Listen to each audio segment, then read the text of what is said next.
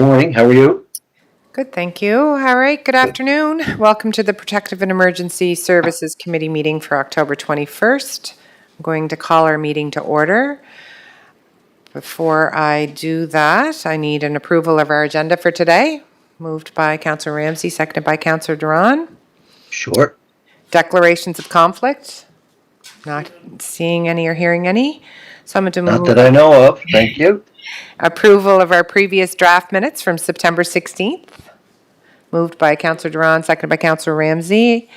Are we seeing Sure. any business arising from those minutes? Not seeing Nope. any. So we're going to move right into reports and discussions, and I'd like to welcome our guests here today. They're going to provide us with a 15-minute overview. James Pickard is our local president of our firefighters union. John Bell is the vice president, and we also have Chris Ross, who's the district vice president of the National Firefighters Union here from Montreal today. So I'd like to welcome you, and you are our first report. So welcome, and make sure you turn the mic button and you're good to go. Thank you. All right, thank you very much for having us here today, Chair, councillors, and everyone in attendance. In the interest of time, I know we have a very tight time limit, so I won't speak for any longer than I need to here, but I would like to thank you, of course, for having us today. And I'd like to pass the floor over immediately to District Vice President Chris Ross, who's going to speak on our concerns here with staffing today. Thank you. Good morning, everyone. I'd like to start by saying that it's a privilege and an honor to be here to address you, and I'm very proud to be in Charlottetown today in order to talk about safe firefighter staffing. As James mentioned, I'm the district vice president, so I represent Eastern Canada for the International Association of Firefighters. I'd like to think today that I'm here as the voice of firefighters and not as the voice of labor, though, and I think that's an important distinction in what we're going to discuss today. I want to talk a little bit about myself just very briefly. I know we're time limited, so I'm going to skip that relatively quickly. So I'm a career firefighter. I have 31 years on the job with the Montreal Fire Department. I presently hold the rank of lieutenant. I rose up through various departments throughout my career, so I've worked as a volunteer firefighter. I've also worked as a career firefighter in a smaller department before the Montreal Fire Department, a smaller department similar and comparable to Charlottetown in the sense that we ran four people on an engine company and we dropped to 3 during vacation. So I've experienced firsthand the difference as a firefighter on the ground between having 4 firefighters on arrival or having 3 firefighters on arrival. In terms of my education, well, I'm a graduate of the John Molson School of Business, where I completed a degree in human resource management, graduating with distinction among the top of my class. I'm also a graduate of the Fire Academy, and I actually started out, like most young children, wanted to be a police officer, so I went to the police academy and got a degree in police sciences from John Abbott College before eventually moving on to the fire service. When I talk about my professional experience as a firefighter, I think it's important to highlight that is the voice of the firefighter and not the voice of the labor leader, despite having 30 years in the labor movement. No more recent than 2 weeks ago, I was actually recognized by the Quebec Public Safety Minister with a provincial citation of honor for my work in terms of health and safety. The first time the Public Safety Minister has recognized a labor leader for his work in protecting firefighters. I'm going to jump right into the heart of the debate. I have a lot of experience with the NFPA standards. I've been a principal member of the NFPA 17 committee now for over 15 years. So I'm one of the key members that elaborates that standard, has a voice on it, has worked on it, and has participated directly in the last couple of revisions. And I wanted to mention that, NFPA, you have to remember that it's a minimum benchmark. It shouldn't be a barrier to safety. I have a lot of experience in that committee, and we really try to bring in what should be the least amount that you should be doing. But it really comes down to a recommendation. At the end of the day, the Charlottetown Fire Department is going to be what the town council wants it to be. The barrier of the standard should not become, well, we shouldn't do this because it's going to cost too much, or we shouldn't do this, we're going to have to do more. You should strive to do the best that you can and what you really want to do for the population of Charlottetown. These standards represent what we consider a broad consensus, so they're elaborated by representatives of management, representatives of labor, special interest experts. It's a broad consensus of people that are in the fire service industry that establish these standards. They're vetted over a multi-year process, and they're eventually presented to the Technical Assembly where they arrive with their adoption. When we talk about what you get done, it really is a minimum. The standard provides specifically an equivalency clause. So you can do the same, you can do different, you can do more, but it really sets a minimum and not a maximum in terms of what you should be doing. What I want to focus on today is really looking at some of the science. NFPA 1710 sets a basis, but it has been backed by science over the years.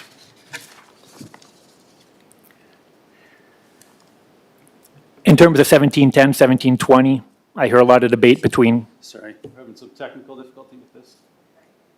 I don't know.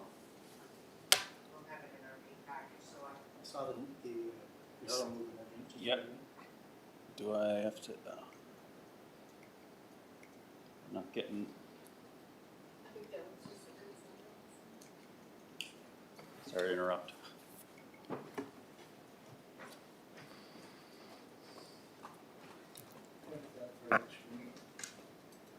It was moving, but I don't know if I was doing it. I'm assuming this will be included in the council package too, like this presentation will be, yeah. So if you want to keep talking anyway, Chris, if you have notes, or do you require? No, I definitely got notes, and I'll provide you with my notes when I leave, as well as all the Perfect. documentation. That would be It great. was more for you guys following along, so you had something to read rather than just listen to me drone on. Oh, I think I'm writing down your notes. Okay, perfect. So come back to the debate 1710, 1720. I've heard a lot of the presentations, and I want to make sure we're not driving this into a career versus volunteer. 1710 is the career standard, 1720 is the volunteer standard. They're presently going through a consolidation process with the NFPA. The NFPA is going to be merging 1710 and 1720 into a new standard. It's going to be called 1750. It's presently at the second draft revision stage. At the end of October, we'll know if it's going to be a consensus standard and it will be adopted as is, or whether it will be moving on into the technical assembly in Vegas of next June. But the new 1750 standard will compose integrally the two standards, and I will be sitting on the new 1750 committee, and I've sat on it for the last 3 years working on the merger of those two standards. 25 years ago, the creation of 1710 and 1720 brought a little bit of controversy, much like we're hearing now. It was sought as a pitting career versus volunteer fire departments, two separately different worlds that have different requirements, and unfortunately just different realities of how they're going to work. And that led the NFPA committees to have to find some sort of compromise. And when you bring compromise and when you bring different standards that tend to compete when they're talking about the exact same thing, at some point in time, it brings inconsistencies. One of those inconsistencies that does exist was that each technical committee was independently responsible for its own definitions, and those definitions tended to be contradictory, if not confusing. Bringing them into one standard will ensure a common set of definitions for the new 1710, 1720 as they're merged into 1750. And I wanted to highlight some of the work that we've done on the technical committee in terms of that definition, which varied a little bit from what Chief Main had put in his presentation, in order to try to clarify what we should be looking at in terms of application. And one of those new proposed standards that came in is the volunteer fire department. The volunteer fire department used to only look at your composition. How many firefighters do I have, and what are those firefighters doing? Are they volunteer or are they career? Ultimately, in a lot of volunteer fire departments, you have firefighters that don't go to fires. They don't wear air packs, they do support services, they're limited in the functions they can provide. So the new standard is going to phrase it as 85% or greater of the department's emergency response team for the initial full alarm assignment. So we want to know who's actually going to the fire, and that's going to quantify, is it a fire department that's staffed by volunteers, composite, or a career fire department? When you go to a combination fire department, that brings down the same logic of immediately available for an initial full response assignment, and it'll be based on the 50% above or 50% below, which was the same number that was used in 1710 for career fire departments. And that was some of the other places that brought into confusion. They required a higher level than the career fire department standard did, so now they sort of harmonized together. And in the last part of the career fire department, well, it's staff that is immediately station-based, available to compromise at least 50% of the initial full alarm assignment. So what we're trying to get in terms of a technical committee is, how do we define a fire department? It's not based on the membership, it's based on who's actually going to the fires on a daily basis. I had some time to listen to Chief Main's presentation, and I want to bring a little bit of nuances in terms of the interpretations of the standards, where I didn't necessarily agree as a member of the technical committee on what we meant when we phrased that in the standard. And that would be specifically, he underlines the notion of career every time we talk about 1710. Career is the notion of the service being provided, but not the composition of the department. There are multiple career departments all across North America that meet the 1710 standard in terms of the services they provide, but have volunteer firefighters, have paid on-call firefighters, have part-time firefighters, have all sorts of combinations of that. So 1710 does not require an exclusive composition of only career firefighters. And I took that a little bit from when he came down to the deployment models, and we have the strip mall, we have the high-rise building, and I remember Chief Main mentioning, a high-rise fire, you have to deploy 43 career firefighters. Ultimately, you have to deploy 43 firefighters. They don't have to be career, they can be volunteer, they can be from mutual aid, they can be from automatic aid. What the standard defines is you should have 43 bodies that show up in order to get the tasks done at the body, at the end of the day. So it's clear from the definition, as a person that wrote it in the technical committee, it's not a strictly career department. And I think the nuance that's even more important is that even departments that staff as career and run 4, 5, or 6 firefighters on an apparatus, very few of them meet the entire NFPA 1710 standard. So I think the city should strive to do as much as they can, do more than you want to do and more than you think you can for the safety of the population and the firefighters, but it shouldn't be an obstacle that I cannot deploy 43 firefighters to a high-rise, so because I can't deploy 43 firefighters to a high-rise, I shouldn't put 4 firefighters on a fire truck. It's two completely different debates and two completely different things that we're looking for. And at the risk of repeating myself, very few departments that staff with 4 firefighters can still deploy 43 firefighters in the required time of 1710. It's an extremely demanding standard, and departments will claim 1710 compliance without respecting the entire standard. It's not a law, it's a recommendation, it's a minimum, and I'd like to bring the town council to see that nuance of the difference between the staff on an individual engine and having to respect the entire standard.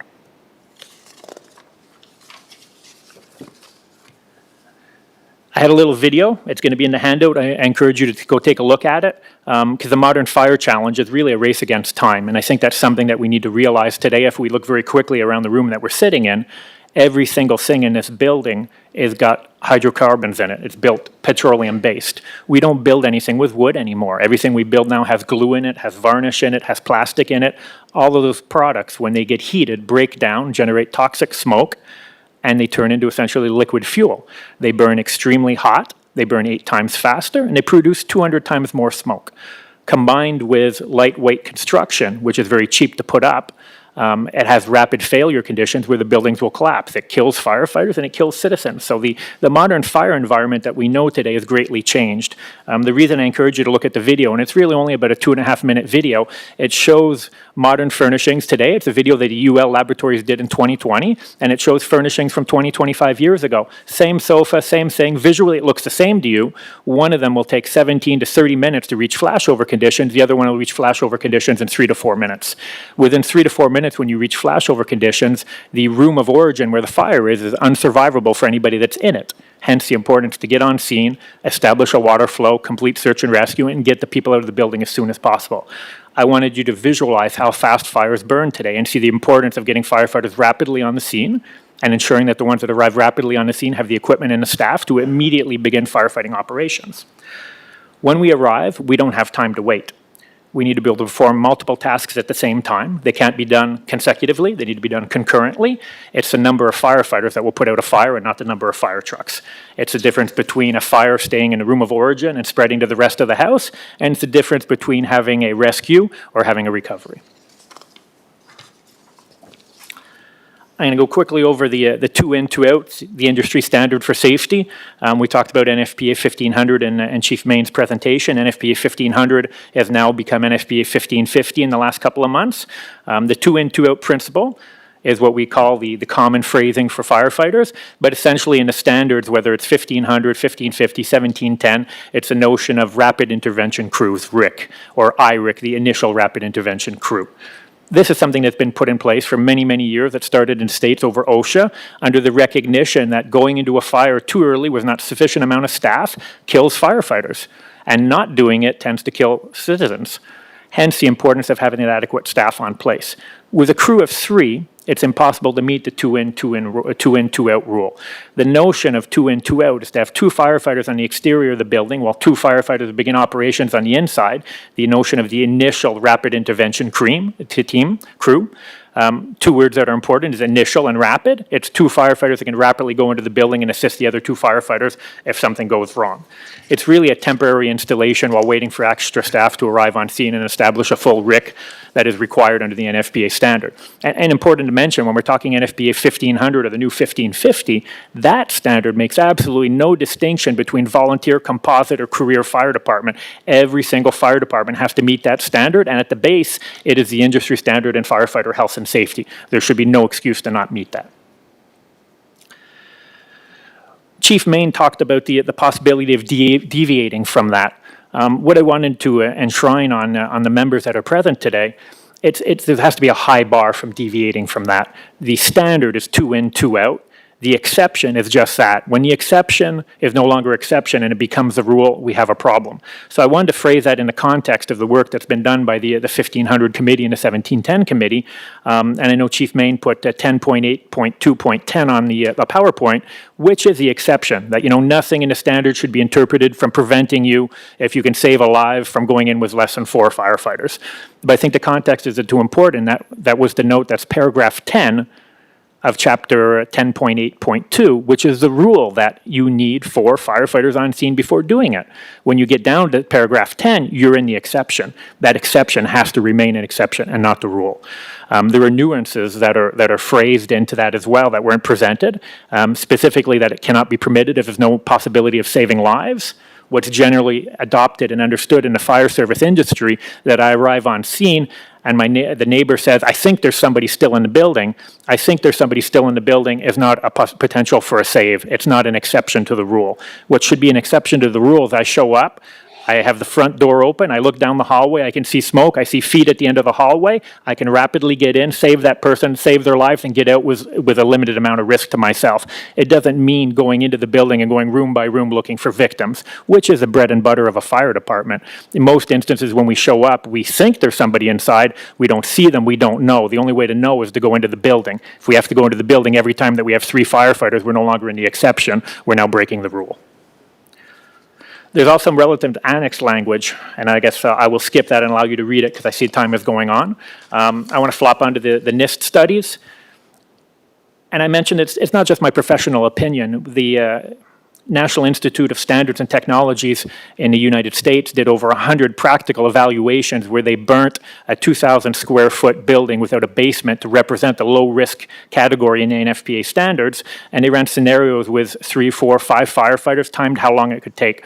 I will save you the percentages that are in there, but very clearly a 3-person crew is severely handicapped. Not only do they not accomplish all the tasks, at the end of the scenario, they're exhausted and can no longer work and continue. And I think one of the most important things is coming back to the notion of the service to the population, as Alan Brunacini used to say, saving Mrs. Smith. The 4-person crew will find and remove a victim from the building more than 6 minutes sooner than a 3-person crew. 6 minutes is really the difference between life and death when we're talking about getting somebody out of the building. It's not just a fire that kills, it's the smoke. One of the reasons we say have a working smoke detector. Other than the efficiency, there's a physiological impact that's very important in terms of firefighters. And NIST didn't just look at stopwatches. They sat down and measured cardiac rates, breathing rates. Are they able to complete the tasks? Are they able to continue working? And what they found is that, firefighting is a marathon. It's not just a sprint. You need to be able to continue that exertion for a specific level of time, and they'll say that it's worse than doing an Ironman. You need to be in good shape, and you need to be able to have sufficient staff to get it done. Otherwise, you're not going to be able to get it done. It can lead to increased workload, higher cardiac strain, and an elevated risk injury. The less firefighters you have on scene, the more chance someone's going to get hurt. Increased workman's compensation, absenteeism from work. And I think by far, having been in that case as a firefighter arriving on a 3-person engine company, the hardest thing for any firefighter is to show up in front of a building, lack staff, have people yelling at you, go in and do search and rescue, and you say, I'm sorry, my directive says I have to wait for a 4th firefighter. More often than not, and I'll be the first person to admit it, irregardless of that directive, if somebody says there might be somebody inside, we're going to do what we can to go get them. And have that mental burden on the shoulder of a firefighter that he's going to turn around and make that decision at 2 o'clock in the morning when people are yelling at him to do something, to say, no, I have to wait for somebody else to arrive. That is something that is very difficult to put on someone's head. If they do it, there'll be consequences. If they don't do it and somebody dies, they'll live with it for the rest of their life. Extremely difficult for a firefighter. What do 4 firefighters mean for you? You have citizen safety, faster rescues, faster fire attack, reduced risk, a safer community for everyone. And what does it matter for firefighter safety? Compliance with the safety standards, ensuring that that 2 in, 2 out becomes the rule and not the exception, having immediate backup if something goes wrong, lower injury rates, and reduce physical and mental stress. It's an investment in public safety and it's something that protects everyone. And I'm going to conclude with that because I think I'm coming right up on my 15 minutes. I want the debate to be about safety and effectiveness, not department type. I started as a volunteer firefighter. It's the bread and butter of the fire service. Volunteer firefighters are our next career firefighters. We need them, and I think Charlottetown needs them. So it's not about eliminating volunteer firefighters. It's about ensuring that the engine company that arrives on scene is able to immediately get to work and save lives. That's why everyone joins the fire department. We don't join the fire department because we like the trucks. We join the fire department because we want to save lives and we want to serve the public. 3-person crew creates a mandatory delay upon arrival. If you do not have 4 persons, no matter what you do, you're going to have to slow down and you're not going to get to work right away and you're not going to be as efficient. So we urge town council to look at this. I can guarantee that James is willing to sit down with town council, sit down with the chief to see how we can get it done. It doesn't have to be done overnight.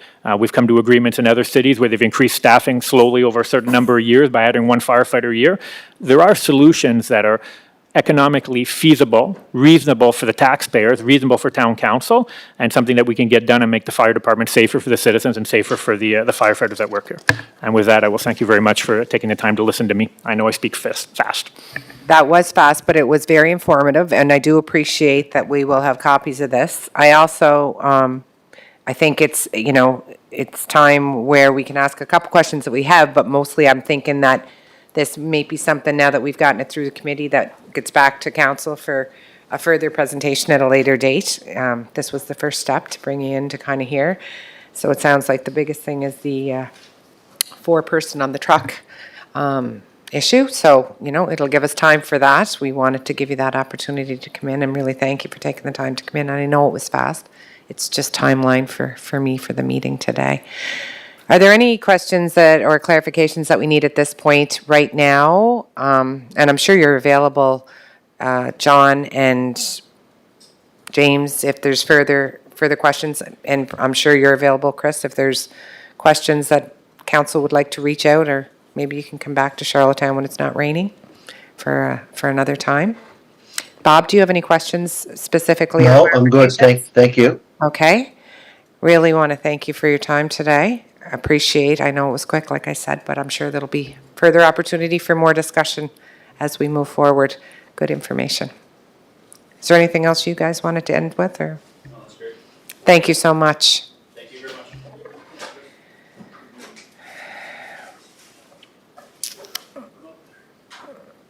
Always good to get all the information perspectives.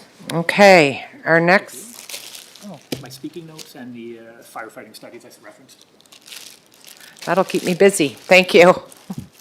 We'll have that shared. All right. Oh, okay. I'll pass those out. Thank you again. The second report on our meeting today is our city building generator update from Tim Mamie. Yes, thank you, Chair. And the gents just leave. Yes, Chair, this request from our last committee meeting, Councillor Duran, I think it was, just had a question in regards to the Sherwood Community Center, and the generator. So we went back through with, talked to the engineer with Public Works and the staff that are looking after the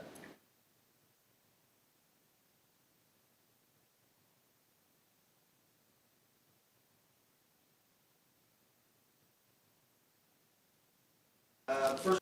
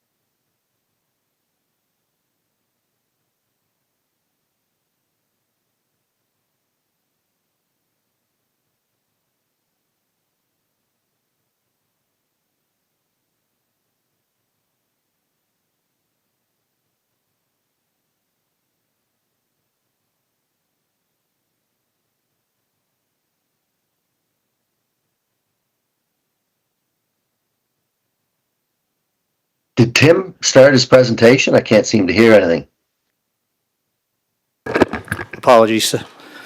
Nobody clicked. He's Apologies, just going through Councillor the- Duran, yes, I didn't have the mic on here. Just going through the committee report, based on a request made last committee meeting for an update on some of the community buildings and their backup generation projects. The first Okay, two, which thank you. were mainly the direction for the conversation from Councillor Duran from Sherwood Community Centre and Cody Banks Arena. Both of those projects are currently on hold pending the outcome of the Sherwood Sport and Recreation Complex Master Plan. As I mentioned earlier, I did not check yet with Parks and Recreation as to what stage the Recreation Complex Master Plan is in, but I will be talking with the Parks and Recreation Manager to get an update on that. Station 2 preliminary planning and costing is underway. The City Hall upgrade preliminary planning is in progress. Station 1 preliminary planning in progress as well. That's with the City Hall upgrade. That's a combined effort. And the police station, the new generator has been installed and the servicing is complete. The topic of generator upgrades and additions has been discussed and preliminary work has been completed through the involvement of Assets Management, Public Works, and Emergency Measures Organization. And just now working and looking at forward 2026 and 27 and future budget implications. I'll be meeting with Public Works Manager and also Parks and Recreation, as I discussed with the master plan for the Recreation Master Plan, but also meeting with our Assets Management and our engineers in Public Works to make sure that we streamline and prioritize the upgrades as required. And that concludes the Thanks, report Tim. as an update, Chair. I'm glad Councillor Tweels here as Chair of Public Works. It's really, to me, when we approved money for these generators, I think it was 2 budgets ago. I'm not exactly sure when we first did, but we're still in preliminary planning and progress with these generators. To me, that's concerning, right? That there's this much of a standstill when we approved this money. I don't recall, do you remember when we actually approved the money, Your Worship, for the budget for these generators, or Bob? But I know Bob's been waiting at Cody Banks forever, but I think we need to make this kind of a priority. Yeah, what been an happened, I ongoing believe, is process. It's been an ongoing process. it has, long and now. it's been a bit of a hot potato, and I think this is what the meeting between myself, Public Works, and, well, whatever we have in Assets Management at this point will be. It went between Emergency Measures, which Emergency Measures doesn't have a budget for putting anything anywhere. We have about $20,000 for supplies.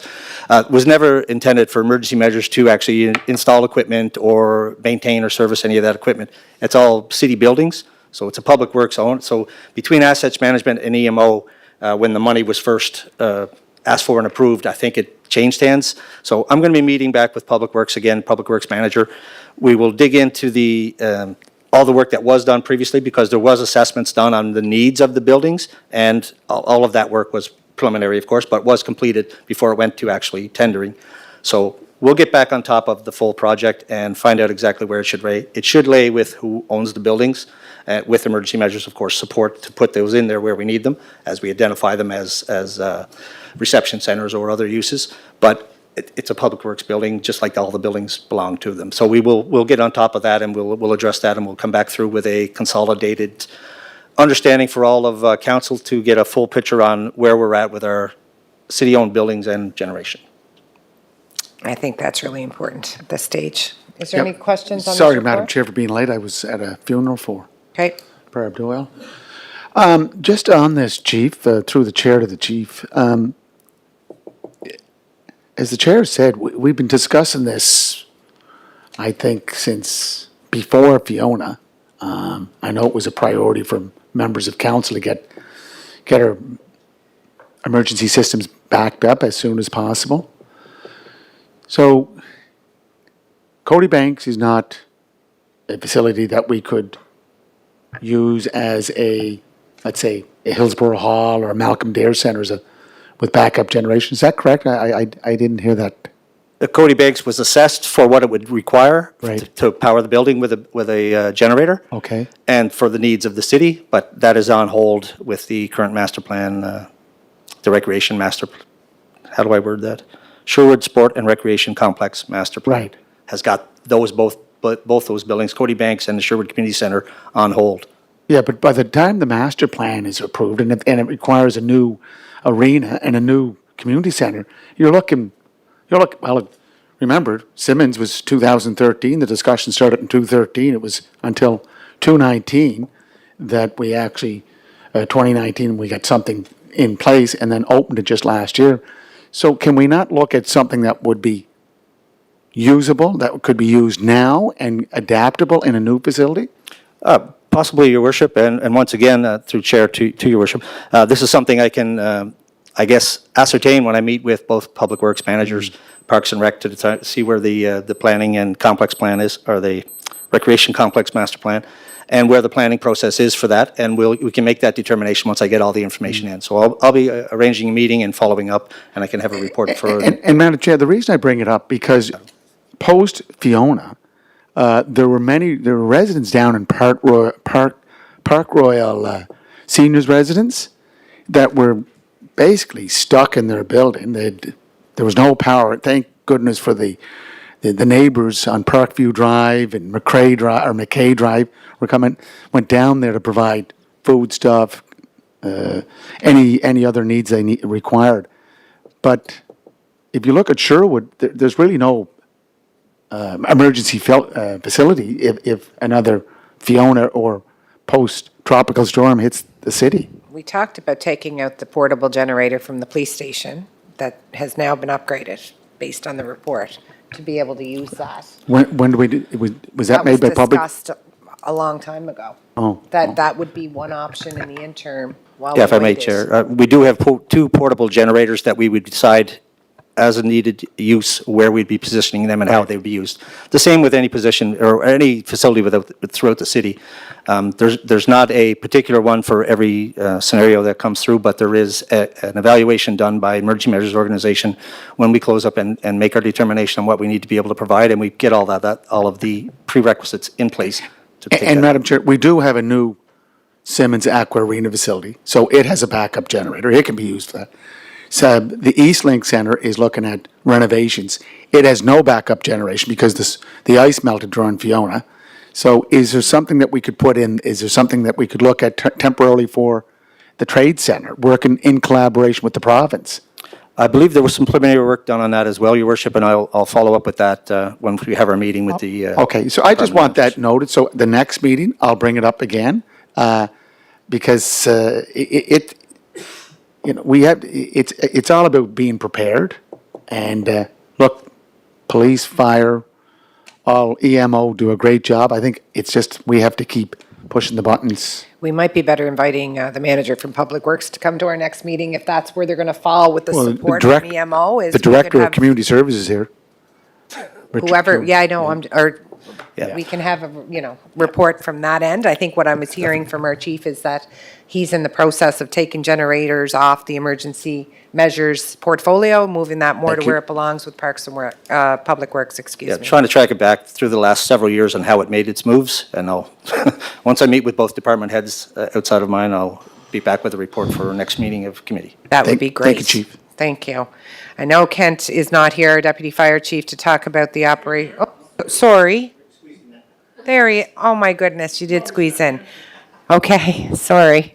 We're going to move on to his operational report in a summary form. Thank you, Chair. Yes, I will summarize a large portion of my report. This is inclusive from September 1st to the 30th. We had general fire inspections of 9, 11 inspections with hazard compliance orders issues. We had 11. 7 inspections were closed. We had 19 plan reviews and permits, consultations. We had 8 fire investigations. We had 3 public sessions, fire drills. Total emergency responses of 121. Station 1 had 23, Engine 1 had 58, Station 2 had 35, and there were 7 inspector callouts. Regular training continues, including live fire, vehicle extrication, engine and ladder company operations. Also specialized training such as advanced thermal imaging and high-rise training took place, as well as our ongoing Blue Card Incident Command training continues. It is also with great sadness we acknowledge the recent passing of retired Parkdale Fire Chief Douglas Moore. Doug served as a volunteer firefighter with Parkdale Fire Department for 50 years, including 35 years as chief. He was the past president of the PEI Firefighters Association, previous chair of several committees, including Metro Emergency Response Committee, PEI Firefighters Training School Committee, and the past president of the Maritime Fire Chiefs Association. Additionally, he served as director with the Canadian Fire Chiefs Association and attended the World Federation of Firefighters delegation, representing Canada in Seattle, Washington. Doug's sons, Gary and Jerry, followed their dad and served as firefighters with Parkdale and Charlottetown Fire Departments for many years. The Charlottetown Fire Department offers our sincere condolences to Chief Moore's family. Myself and Chief Mamie would also like to thank the many firefighters who showed their respect to Chief Moore by attending the visitation and funeral services. I will summarize Chief Mamie and I's involvement with the Fire Rescue Canada Conference. It was hosted by the Canadian Association of Fire Chiefs from September 21st to the 24th in Winnipeg. This brought together fire service leaders from across Canada for professional development, policy discussion, and networking, serving as Canadian Association's official annual meeting. The event featured diverse programming, including keynote addresses, expert panels, and annual general meeting, which focused on strategic priorities for future readiness, along with a strong emphasis on inclusivity and relevance across fire department types, urban, rural, volunteer combination. The conference promoted shared learning and innovation, networking opportunities, and trade exhibition further connected participants with cutting-edge equipment and services. Overall, the conference reinforced Canadian Association of Fire Chiefs' leadership role in advancing Canadian fire and emergency services through collaboration, policy development, and community building. Thank you, Chair, for my report. And also, Chief Mamie will give an update on fire underwriters survey progress during the next special meeting of council. So thank you. Yes, looking forward to that. Thank you. I know we talked at Farm Day in the city, which was wonderfully turned out, the fire station day. You saw a lot of action happening, and it was really, really nice to see the littles have an opportunity to get into the fire station and see what, be a part of what it looks like from the firefighters' perspective. And we talked, Kent, about, it's great to get updates on total fire inspections, inspection with hazard compliance, and having the opportunity to maybe start taking those categories and breaking them down a little bit more to look at what does that mean when you talk about these specific categories, so that people understand the work that goes into the day-to-day. I think perception sometimes, we think we know what goes on, but we really don't have any idea. So moving forward, I'd love to be maybe able to take each topic and really look at when you say plan reviews, permits, and consults, what does that mean? What was involved in that, so that we can start to really understand what goes on at the fire station. So just a note that we may want to start doing that next time. Any questions for Deputy Chief Mitchell on his report? Yep, I do. Okay. Deputy, I want to thank the fire department. I know Councillor Tweedle did speak to Jerry Moore and the family, and they were very honored to get such a response. And I didn't make it to the funeral because I was at another funeral, but I did get to the wake, and both Jerry and his mother, Doug Moore's wife, were very appreciative of how this all unfolded. And so big thanks to you. And Doug Moore was a formidable force in Parkdale. I know when it was Parkdale, the town of Parkdale, Fire Hall was known because of Doug Moore and his efforts to keep it going, and it did for many, many years. So you did mention about, Madam Chair, about the fire underwriters report. I know that's going to be presented to council, but I think Kent mentioned at a finance committee meeting that we're looking at a new drawings for a new station. Like, we already have drawings for the station that would go out on whether it's Malpeck Road or Northville Road. So could that be something that you bring to us when you give your presentation to council? I'm sure that will be part of his presentation, because we're going to go into closed, Your Worship, and have lots of opportunity for discussion at that point. On that issue? On the fire underwriter study, I'm sure there'll be lots of discussion that come out of it. That's why we're going to go into closed, I would hope. Yes, that's the why we intent. would be going. Oh, it's a closed document, okay, okay. Yeah, it's still closed. Yep. Any other questions for Kent? Councillor Duran, do you have anything specific for that report? No, I don't. Thank you. Okay. Thank you for your report, Deputy Chief. Now we're going to turn to Chief McCarron, Acting Chief McCarron on the real-time operations. Thank you, Julie. This report's just to provide to council an introduction and overview of the Real-Time Operations Center. Public safety agencies are facing unprecedented challenges and must leverage innovative tools and technologies to enhance operations and overall effectiveness. Across Canada, real-time operations centers are helping police agencies address these challenges by offering a centralized hub of technology, data analysis, communication, and decision-making. Our TOCs strategically coordinate and deploy resources in real time to enhance situational awareness for officers and support our community safety efforts.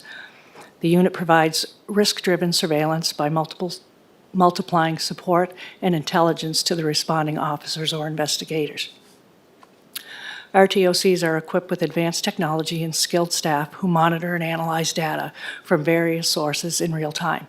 To do so, the RTOC leverages innovative technologies that bring data together and resources from police services, other departments, and partners. The expertise can also be leveraged by the city's emergency measures organization. For example, with the integrated system, users can see locations and status of radios, various cameras, including body-worn and drone, 911 calls, incidents, and other resources, including building floor plans, to increase operational awareness. The RTOC can also then activate additional units and resources in real time.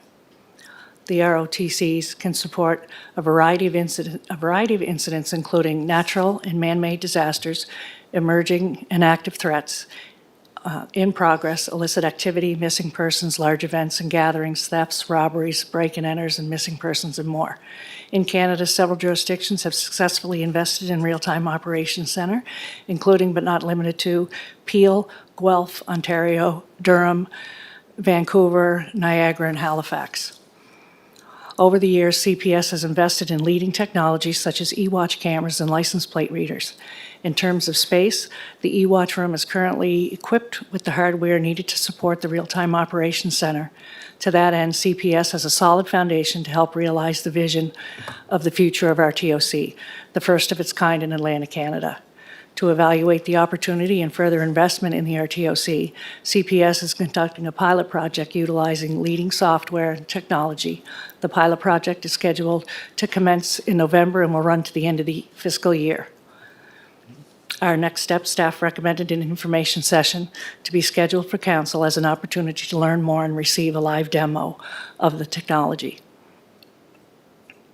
Progressive. Excellent. Sounds exciting.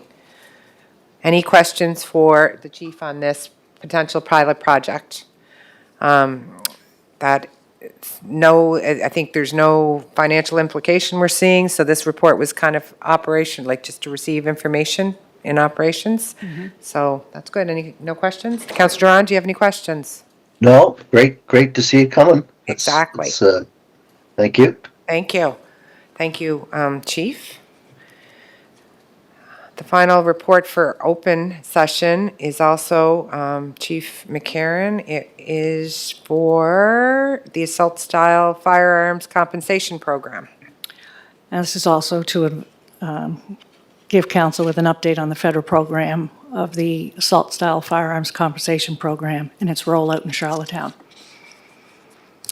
The Assault Style Firearms Compensation Package is a federal program designed to make communities safer and taking firearms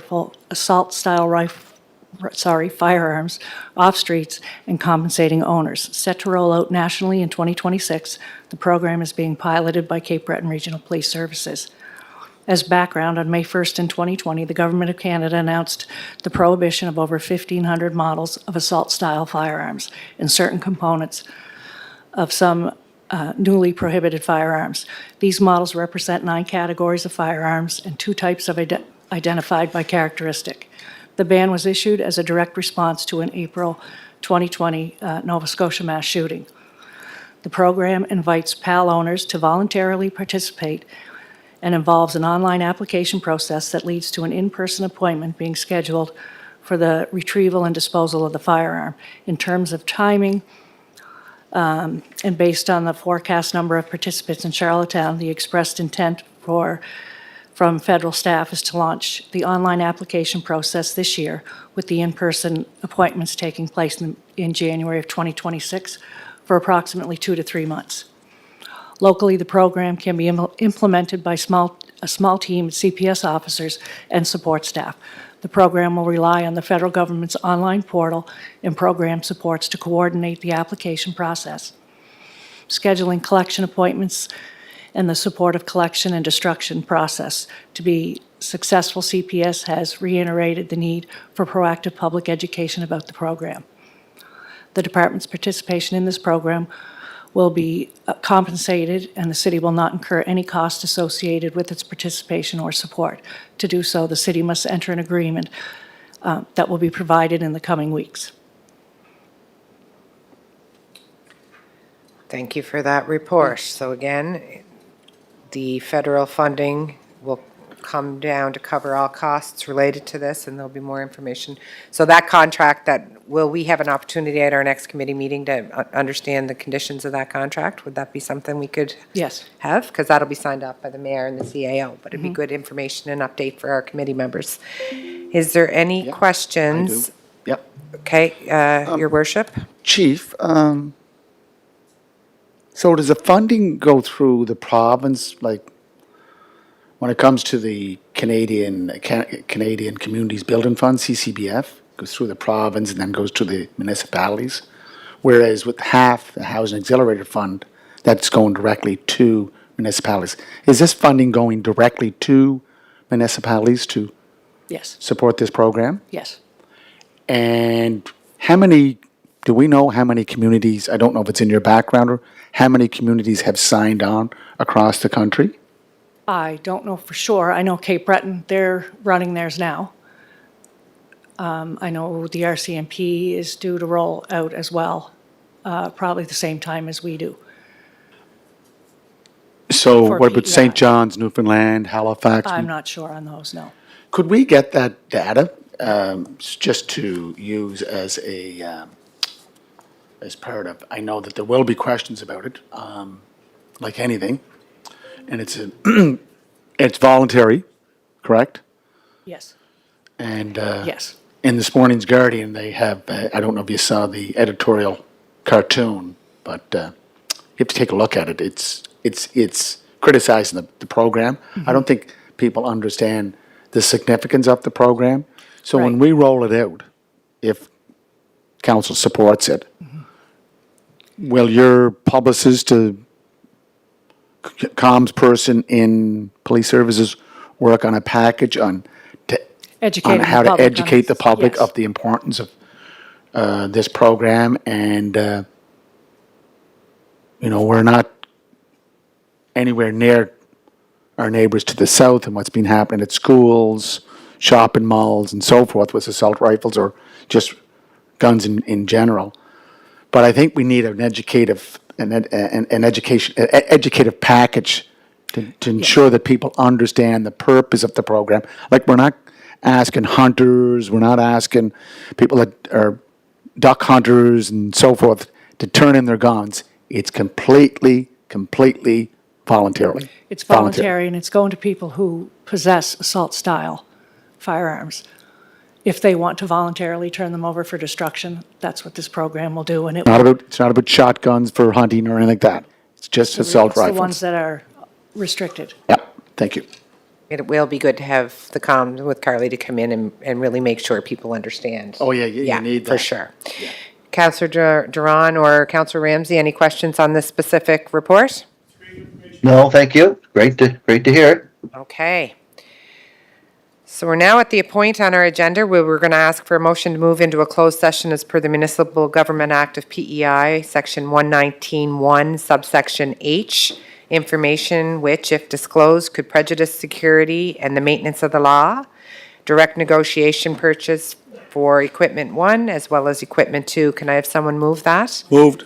Moved, seconded. Second? Thank you. Into closed we will go.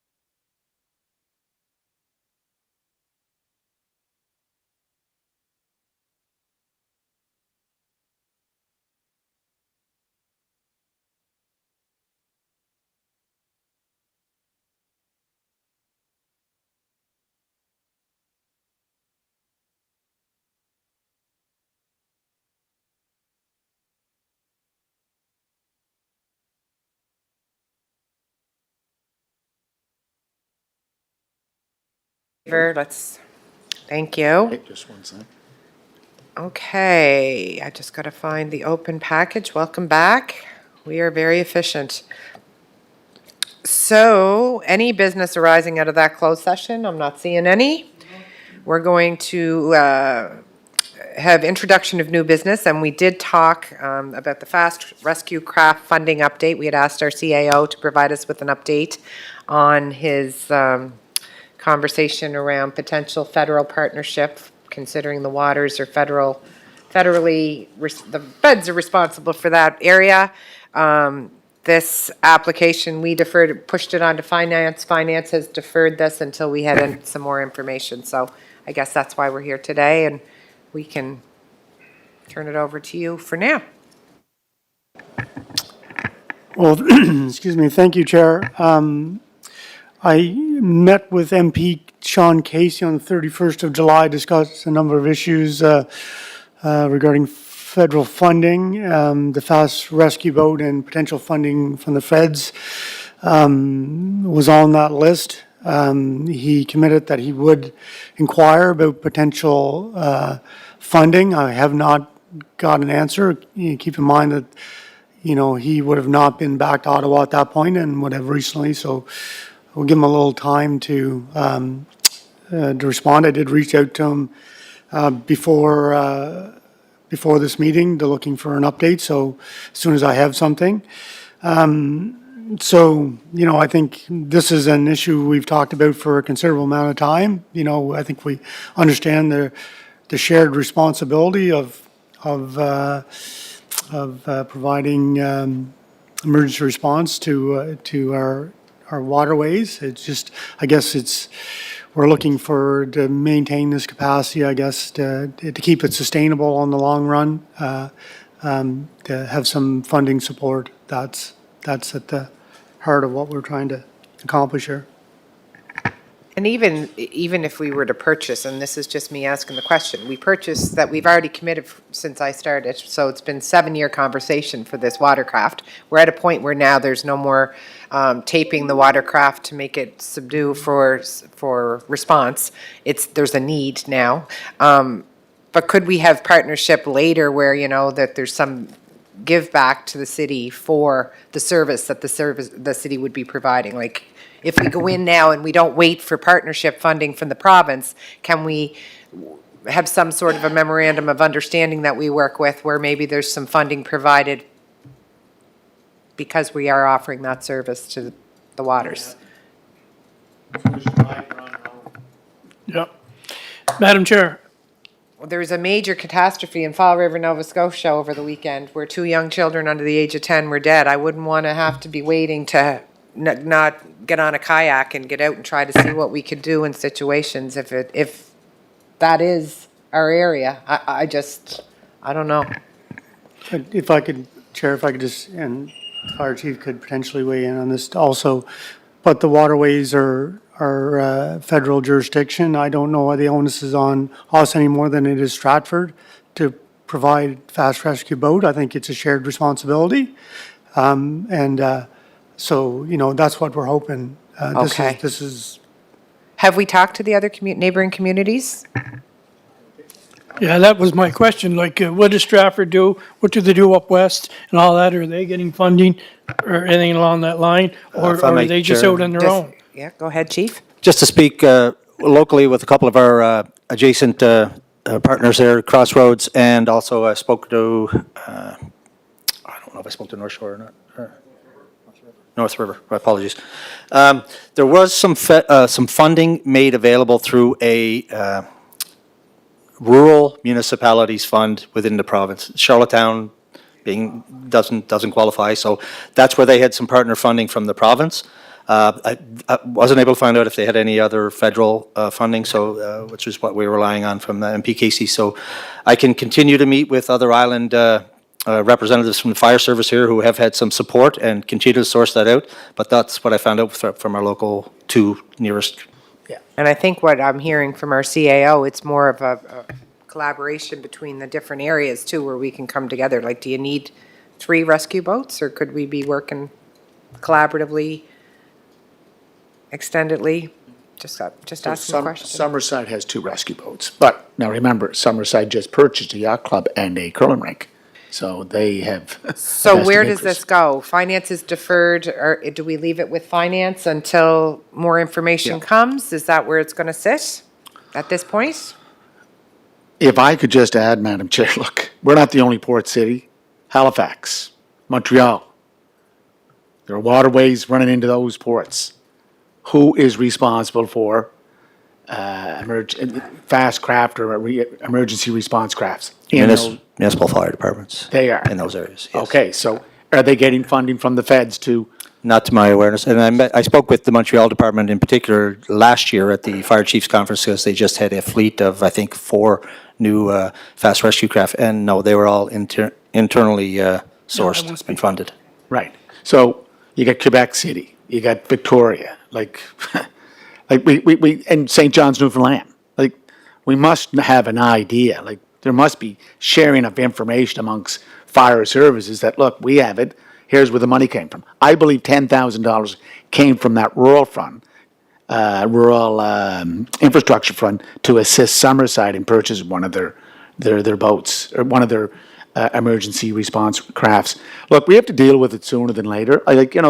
We keep kicking this buoy down the road. Let's just do something. And I think that if Montreal's doing it, and if you've ever been in Quebec City, if you follow the St. Lawrence, you're going to be going a long way because that's a fast-flowing river. Let's get that information and deal with it ASAP. Thank you. So I guess what we'll do is hope it gets back to the finance committee. Yeah. Sooner than later then, Brad, that they've deferred, so Well, Yeah, my only question, oh, go ahead. Can we get more information? That's just get that documented information so that we can, and I will ask Mayor Dan Cooch if they can send down their information so that we can look at Your it. Worship, through Chair, I will do that. I'll prioritize all our information and put it all together in anticipation of what the CAO is going to hear back from the federal minister as well. thank you. Okay, and then get that to the finance. And my Yes, only question Councillor is, just because we did it for years, does that fall in our laps that we got to keep doing it? Yeah. Because it's federal waters? Well, and- because and we things just like heard that every- And is there any way that does it have to be a $500,000 craft? Like that's gonna be a nice craft, a $500,000, I would think. And I'm not a boat person, but I'm just saying, like you can buy a nice piece, you can buy a nice boat for that. No, I don't know, think because I don't know probably- anything about it. Yeah, I think probably Chief Mamie would be, I don't think he's looking for a yacht to sail down We're the definitely not. Hillsborough River. And that cost also includes all of the accessories that go on that boat. The water, the pump for fire suppression and all of the other search and rescue capabilities. Okay, well, we'll look forward to a little bit more detailed report that can get to the Finance Committee. Tim, maybe they can invite you there? Your Worship, we'll ask Councillor McAleer to make sure he can get to the agenda since it was deferred from that committee. Let's get our vote. Okay, thank you, and thank you, CAO McConnell, for the update. Moving into the no other new business? New business, yeah. For I sent this email right out to you ASAP. Anti-Israeli boat posters in Charlottetown. This has been going on. Look, it's not just Charlottetown, it's major centers all across the country.